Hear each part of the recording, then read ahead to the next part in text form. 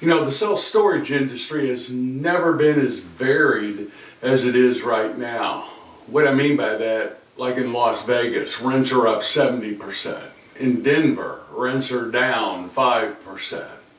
You know, I just got back from the ISS Inside Self-Storage Convention. Let me share with you a few things I took away from being at that convention about the state of the self-storage industry today. Hello, my name is Mark Helm, and I'm the author of Creating Wealth Through Self-Storage.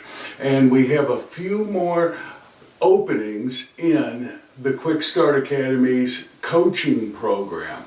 We have a group coaching program where we have about 2 slots that are open if anyone's interested in getting not only one-on-one coaching but also being part of a group as you get in or grow your self-storage business.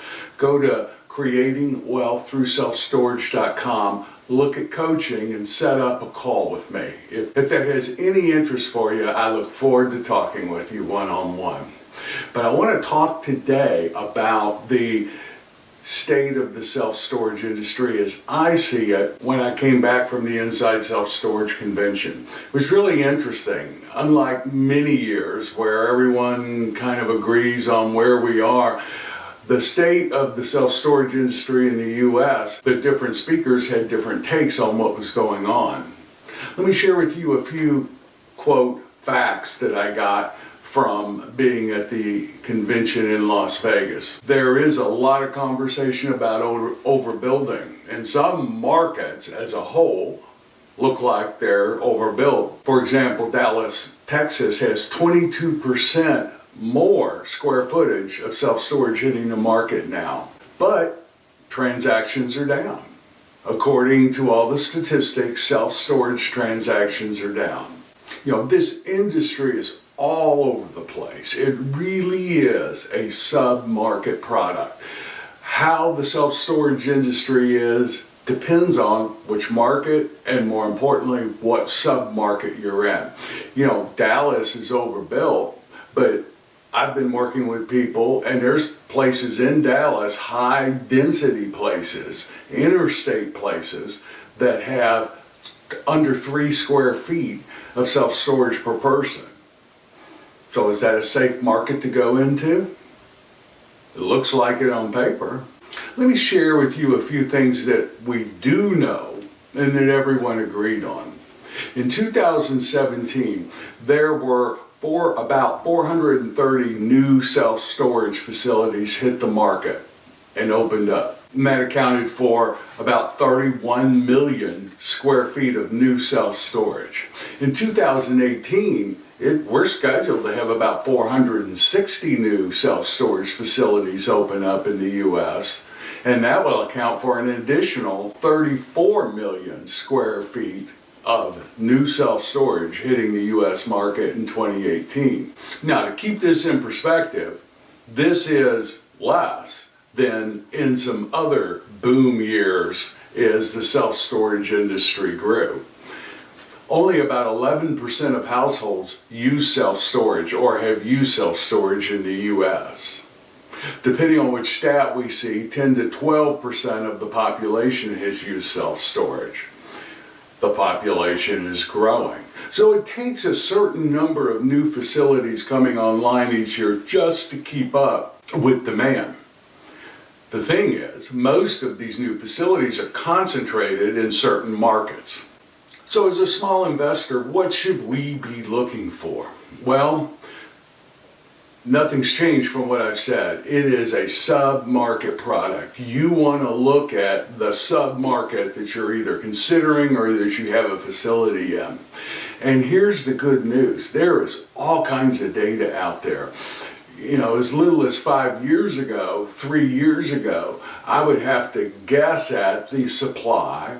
I would have to pull up demographics, do my own math, and come up with what I thought the per square foot of self-storage per capita is in a particular submarket. We don't have to do that today. There are programs out there, you've got to pay for them, but there's programs out there that can give you glimpses into almost every single submarket in the country. Not all of them yet, but most all of them. That still doesn't replace getting a feasibility report, but what it does is take a lot of the guesswork out of the game. If you're looking at a market, there's no reason that you should be considering buying or building unless you know the metrics and the data for that submarket. The good news for the small investor, it's out there now. We can function at the same level using the same data that the big players are using now. Again, doesn't replace a feasibility report, still get that. It'll go deeper and it will certainly help with the financing.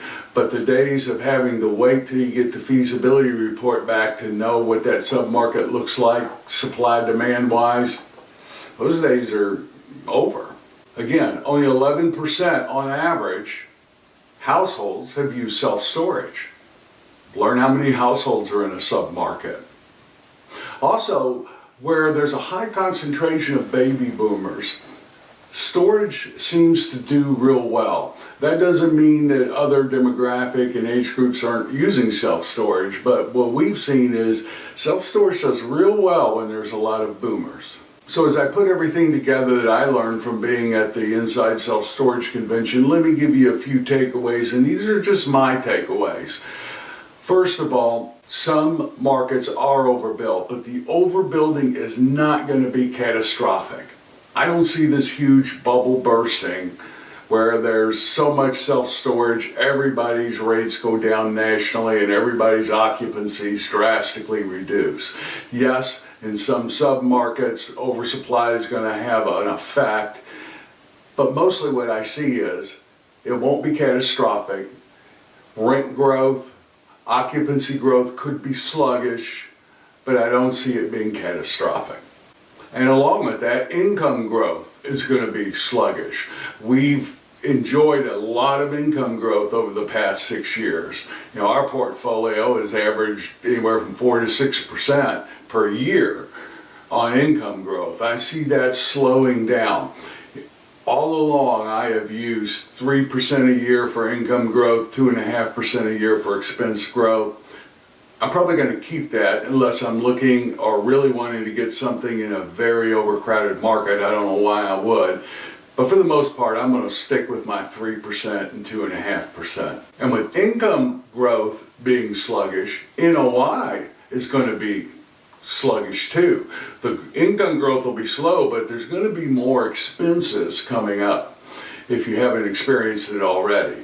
What I'm particularly talking about is property taxes. Self-storage has caught the eye of property assessors. Now remember, property assessors, they have their own conventions too, and I'll guarantee you there's breakout rooms where these guys go in and people are talking about self-storage flying under the radar for so long. And in almost every market I'm in, we're having tax increases and we're having to argue the tax increase and the property tax increase for that facility. And also, marketing expenses will go up. As more product hits the market, consumers have more choices now. We're putting a lot more money into marketing than we did in the past 6 years. All of that's going to put pressure on the net operating income. So as an owner and an asset manager, really watch that closely. Know where your price points are in your submarket and know when you can move them up, because that's going to make a big difference on the value of your self-storage facility in the upcoming years. 3, if you're developing and building, I strongly urge you to consider doing it in phases. I think it may take longer to lease up than it has in the past, so construct in phases to keep your holding costs down. Builders hate that. They will tell you that it's more expensive doing it that way, but just run the numbers on your interest carry as opposed to your construction costs. And 4, use data. Use data metrics to make decisions. Use data to make decisions on where to go. Use data to make decisions on what your price points are going to be. Use data to make decisions on what your unit mix is going to be. The data is out there. A lot of this new construction has been done by big players, public REITs, large developers with a big portfolio. These guys are using a lot of data to make their decision. So as a smaller investor, for us to effectively compete, we need to be operating at the same level that the larger players are doing. Even though it's still, quote, a mom and pop industry, the industry is getting very sophisticated. So use data to make your pricing decisions, where you go, and even what your unit mix could be.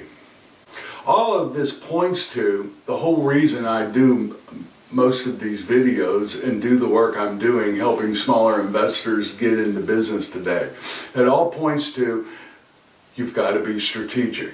And I've been saying that for years. This is still the best business on earth. It is the best play for the small investor because of the product type that it is. Steel wall and concrete floor, generating reoccurring monthly income that's rivals office and retail and apartments. But you've got to be strategic, growing and getting in the business today. Again, the good news is the programs and the support are out there. We can be. As small investors, let's close the gap between how the smaller investor runs their self-storage business and how the big players run their self-storage business. Make decisions based on data, think strategically, and get in and grow strategically. You will have the best business that there is for small investors like us. All I know is that if you're in the self-storage business and you're not totally blowing it, your facility is going to increase in value over time. So when is the best time to get in the self-storage business? I still say the best time is now. You can wait on the sidelines forever for things to change, for things to get better, for things to get good, for prices to go down, for loans to mature and the product hits the market. All I know is while those people are waiting on the sideline, we're in the business creating the wealth rather than waiting to get into business to start creating the wealth. So operate strategically over the next few years. Use data to make decisions and you will be fine. Well, thank you very much. My name is Mark Helm. I'm the author of Creating Wealth Through Self-Storage, and I'm the creator of the Storage World Analyzer. If you're not using the Storage World Analyzer, another great tool at your disposal that will help you analyze facilities, project future cash flow so you can make strategic decisions as you're putting your next project into service in this industry. You can go to storageworldanalyzer.com or creatingwealththroughselfstorage.com and click the Storage World Analyzer tab. So thank you very much. I look forward to being with you next week as we take the customer journey into your self-storage facility. See you then.